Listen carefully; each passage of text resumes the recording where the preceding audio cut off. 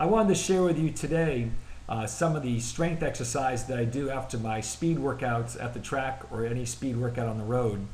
And this is hurdling, and we do this right after our speed workout to keep our hips opened. And thanks to John Cook, who I worked with a couple years ago, he had us do hurdling after every speed workout that we did. And I'll be traveling with these hurdles this year. I'll be doing these after every race to keep my hips open. We're trying to get our knees up to our armpits. Notice how we have our hands on our head for core stabilization.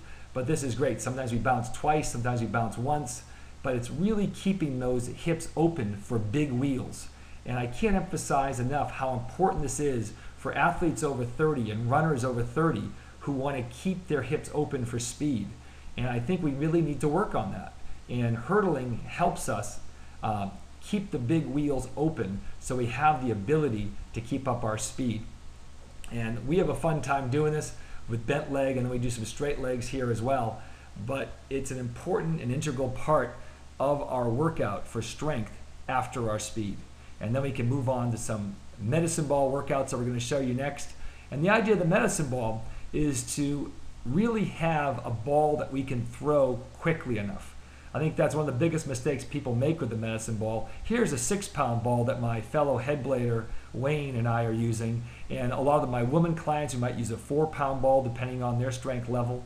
But 4 or 6 pounds is plenty. And the idea is to have explosion when you throw the ball and stabilization when you catch it. And you're working your body in both ways in an upper body plyometric. And I have hundreds and hundreds of different medicine ball workouts that I do. But over your head, on the side, is so important to keep up our strength as runners. Here's a couple that I do over my head using my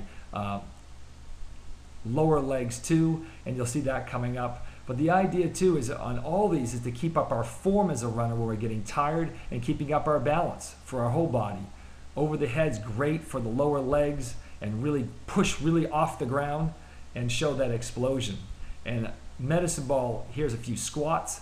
These type of things where doing this quickly is so important for us as runners.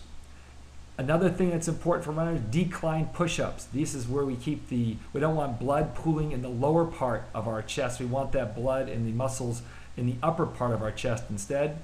And that's where the decline push-up is the push-up of choice.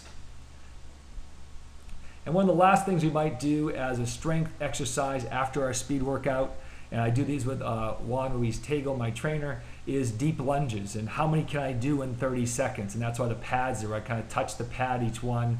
My arms are staying straight with core stabilization. But I really feel that strength exercises are so important for milers, but for any runner to keep up their full body strength. And I hope you have a good time doing these.